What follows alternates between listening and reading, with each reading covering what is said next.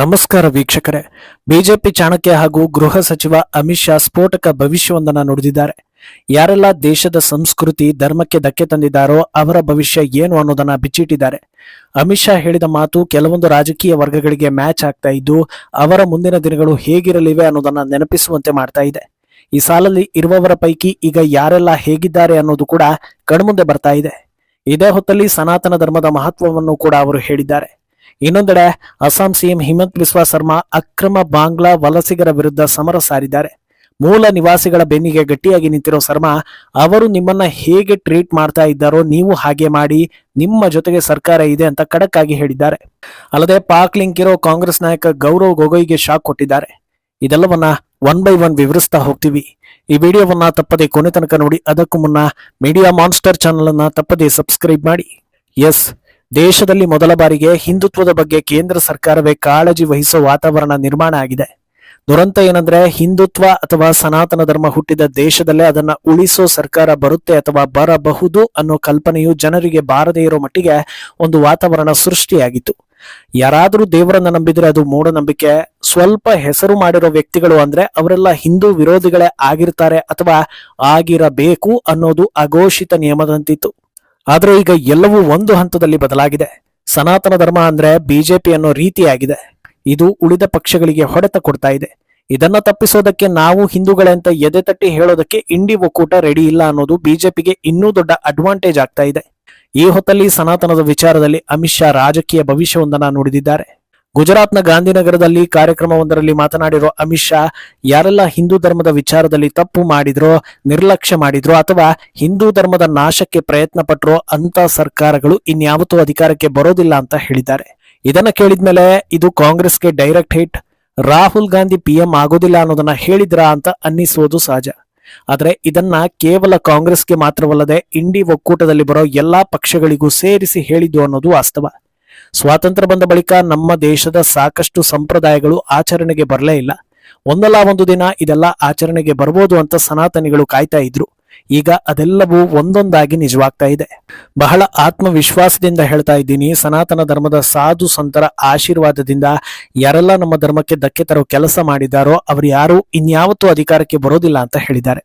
ಹಾಗೆ ಮುಂದುವರೆದು 550 ವರ್ಷಗಳ ಹಿಂದೆ ಕೆಡವಿದ್ದ ರಾಮ ಮಂದಿರವನ್ನ ಮತ್ತೆ ನಿರ್ಮಿಸೋದಕ್ಕೆ ಮೋದಿ ಸರ್ಕಾರವೇ ಬರಬೇಕಾಯಿತು. ಹಾಗಂದ ಮಾತ್ರಕ್ಕೆ ಕೇಂದ್ರ ಸರ್ಕಾರ ಕೇವಲ ಹಿಂದೂಗಳನ್ನ ಮಾತ್ರ ಕೇಂದ್ರೀಕೃತ ಮಾಡಿಕೊಂಡು ಉಳಿದವರನ್ನ ಕಡೆಗಣಿಸಿಲ್ಲ.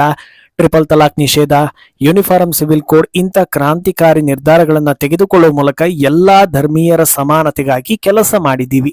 ಹಾಗೆ ಯೋಗ, ಆಯುರ್ವೇದ, ಗೋವಿನ ರಕ್ಷಣೆ, ಇದರ ಜೊತೆಗೆ ಪ್ರಮುಖ ಮಂದಿರಗಳಾದ ಕಾಶಿ ವಿಶ್ವನಾಥ, ಬದರಿನಾಥ, ಕೇದಾರನಾಥ, ಸೋಮನಾಥ ಸೇರಿ ಹಲವು ದೇಗುಲಗಳನ್ನ ಅಭಿವೃದ್ಧಿ ಮಾಡಿ ಹೆಚ್ಚಿನ ಜನರು ಆಗಮಿಸುವಂತೆ ಮಾಡಿದ್ದೀವಿ. ಕಳೆದ 11 ವರ್ಷದಲ್ಲಿ ಸನಾತನ ಧರ್ಮದ ಉಳಿವಿಗೆ ಸಾಕಷ್ಟು ಕೆಲಸ ಕಾರ್ಯಗಳು ಆಗಿವೆ ಅಂತ ಹೇಳಿದ್ರು. ಅಲ್ಲದೆ ಭಗವಾನ್ ಸ್ವಾಮಿ ನಾರಾಯಣರ ಕುರಿತಾದ ಕಾರ್ಯಕ್ರಮದಲ್ಲಿ ಮಾತನಾಡಿದ್ರಿಂದ ಅವರ ಶಿಕ್ಷಾಪತ್ರಿ ಹಾಗೂ ಸಂಸ್ಕೃತ ಶ್ಲೋಕಗಳ ಬಗ್ಗೆಯೂ ಉಲ್ಲೇಖ ಮಾಡಿದ್ರು. ಈಗ ಅಮಿತ್ ಶಾ ನುಡಿದ ಭವಿಷ್ಯ ಯಾರಿಗೆ ಅನ್ವಯಿಸುತ್ತೆ ಅಂತ ನೋಡ್ತಾ ಹೋದ್ರೆ, ಮೊದಲನೇದಾಗಿ ಕಾಂಗ್ರೆಸ್ ಹೆಸರನ್ನ ಹೇಳಬಹುದು. ಸತತ 3ನೇ ಅವಧಿಗೆ ಮೋದಿ ಅಥವಾ ಬಿಜೆಪಿ ನೇತೃತ್ವದ ಎನ್ಡಿಎ ಸರ್ಕಾರ ದೇಶದಲ್ಲಿ ಅಧಿಕಾರ ಹಿಡಿದಿದೆ. ಇದರ ಅರ್ಥ ಜನರಿಗೆ ಹಿಂದೂ ವಿರೋಧಿ ಪಕ್ಷಗಳು ಬೇಡವಾಗಿದೆ ಅನ್ನೋದನ್ನ ಹೇಳಬಹುದು. ಯಾಕಂದ್ರೆ 140 ಕೋಟಿ ಜನರಿರೋ ದೇಶದಲ್ಲಿ ಅಲ್ಪಸಂಖ್ಯಾತರೆಲ್ಲ ಒಗ್ಗಟ್ಟಿನಿಂದಿದ್ದಾರೆ. ಹಿಂದೂ ವಿರೋಧಿ ಹಿಂದೂಗಳು ಸಾಕಷ್ಟು ಜನರಿದ್ದಾರೆ. ಇವರೆಲ್ಲರನ್ನ ದಾಟಿಯೂ ಜನರು ಮೋದಿ ಸರ್ಕಾರವನ್ನ ಸತತವಾಗಿ ಆರಿಸ್ತಾ ಬಂದಿದ್ದಾರೆ ಅಂದ್ರೆ ಅದಕ್ಕೆ ಹಲವು ಕಾರಣಗಳಿವೆ. ಅದರಲ್ಲಿ ಧಾರ್ಮಿಕ ವಿಚಾರ ಕೂಡ ಒಂದು ಅನ್ನೋದು ನಿಜ. ಇನ್ನು ರಾಜ್ಯಗಳ ವಿಚಾರಕ್ಕೆ ಬಂದ್ರೆ ಬಿಹಾರ ಎಲೆಕ್ಷನ್ ಕೂಡ ಎಲ್ಲರ ಕಣ್ಣರಳಿಸಿತು. ಯಾಕೆ ಬಿಹಾರ ಪ್ರಮುಖವಾಗಿತ್ತು ಅಂದ್ರೆ 2 ದಶಕದಿಂದ ಅಲ್ಲಿ ಬಿಜೆಪಿ ಮೈತ್ರಿ ಸರ್ಕಾರ ಇದೆ. ಜನರು ಬದಲಾವಣೆ ಬಯಸಿ ಇನ್ನೊಂದು ದಿಕ್ಕಿನತ್ತ ನೋಡ್ಬೋದು ಅನ್ನೋ ನಿರೀಕ್ಷೆ ಇತ್ತು. ಆದ್ರೆ ಜನರು ಕಾಂಗ್ರೆಸ್ ಹಾಗೂ ಆರ್ಜೆಡಿ ಮೈತ್ರಿಕೂಟಕ್ಕೆ ಮಣೆ ಹಾಕಲೇ ಇಲ್ಲ. ಕಾರಣ ಏನಂದ್ರೆ, ರಾಹುಲ್ ಗಾಂಧಿ ಛತ್ ಪೂಜೆ ವಿರುದ್ಧ ಅವಹೇಳನ ಮಾಡಿ ಹಿಂದೂಗಳ ಕೆಂಗಣಿಗೆ ಗುರಿಯಾದ್ರು. ಲಾಲಪುತ್ರ ತೇಜಸ್ವಿ ಓಪನ್ ಸ್ಟೇಜ್ ನಲ್ಲಿ ಓಲೈಕೆ ಸಮುದಾಯಕ್ಕೆ ಎಲ್ಲವನ್ನೂ ಕೊಡ್ತೀವಿ ಅನ್ನೋ ರೀತಿ ಮಾತನಾಡಿದ್ರು. ಇದನ್ನ ಕೇಳಿದ್ಮೇಲೂ ಅವರನ್ನ ಹೇಗೆ ನಂಬೋದು ಅಂತ ಜನರು ಎನ್ಡಿಎ ಒಕ್ಕೂಟಕ್ಕೆ ಲ್ಯಾಂಡ್ ಸ್ಲೈಡ್ ವಿಕ್ಟರಿ ತಂದುಕೊಟ್ರು. ಕಳೆದ ವರ್ಷದ ಮಹಾರಾಷ್ಟ್ರ, ಹರಿಯಾಣ, ದೆಹಲಿ ಯಾವುದೇ ಚುನಾವಣೆಯನ್ನ ತೆಗೆದುಕೊಂಡ್ರು ಜನರು ಬಿಜೆಪಿಯನ್ನ ಆರಿಸಿದ್ರು ಅನ್ನೋದಕ್ಕಿಂತ ಹೆಚ್ಚಾಗಿ ಹಿಂದೂ ವಿರೋಧಿಗಳನ್ನ ತಿರಸ್ಕರಿಸಿದ್ರು ಅನ್ನೋದು ಕ್ಲಿಯರ್ ಆಗಿ ಕಾಣುತ್ತೆ. ಯಾವುದೇ ಧರ್ಮೀಯರಾಗ್ಲಿ ತಮ್ಮ ಮೇಲಿನ ಅವಹೇಳನವನ್ನ ಒಂದು ಲೆವೆಲ್ಗೆ ಸಹಿಸಿಕೊಳ್ತಾರೆ, ಆಮೇಲೆ ಸಹಿಸೋದಿಲ್ಲ.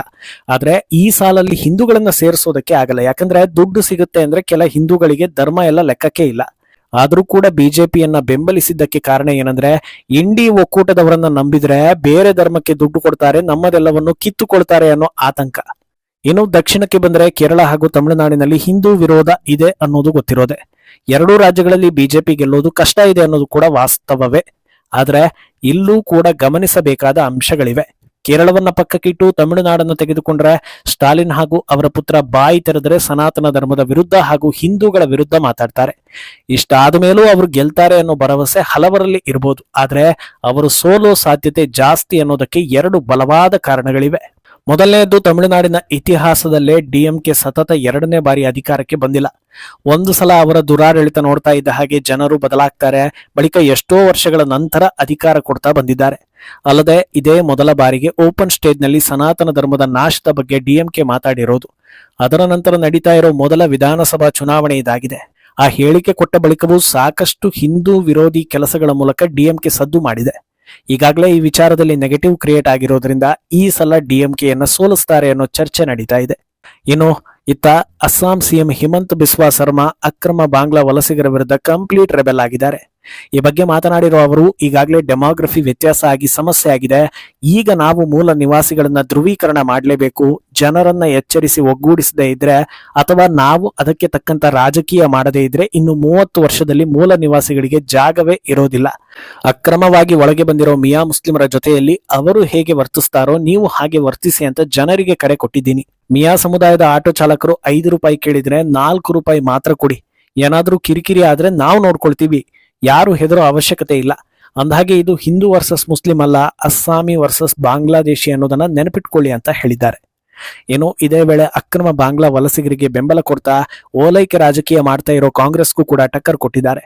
ಅಸ್ಸಾಂ ಕಾಂಗ್ರೆಸ್ನ ಪ್ರಮುಖ ನಾಯಕ ಹಾಗೂ ಸಿಎಂ ಅಭ್ಯರ್ಥಿಯಂತೆ ಕಾಣಿಸ್ತಾ ಇರೋ ಗೌರವ್ ಗೊಗೊಯ್ಗೆ ಮತ್ತೆ ಶಾಕ್ ಕೊಟ್ಟಿದ್ದಾರೆ. ಗೌರವ್ ಗೊಗೊಯ್ ಹಾಗೂ ಅವರ ಪತ್ನಿಯ ಪಾಕಿಸ್ತಾನ ಲಿಂಕ್ ಬಗ್ಗೆ ಮಹತ್ವದ ಮಾಹಿತಿಗಳನ್ನ ಬಿಚ್ಚಿಡೋದಕ್ಕೆ ಸರ್ಮಾ ದಿನಾಂಕವನ್ನ ಫಿಕ್ಸ್ ಮಾಡಿಕೊಂಡಿದ್ದಾರೆ.